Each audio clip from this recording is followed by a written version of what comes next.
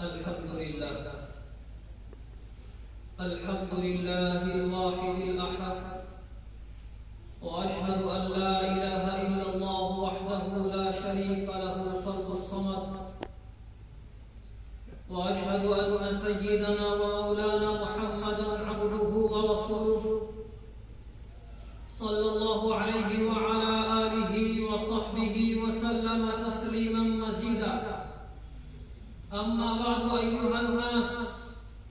اتقوا الله تعالى في جميع أقوالكم وأفعالكم تفوزوا وتسعدوا، واعلموا رحمكم الله تعالى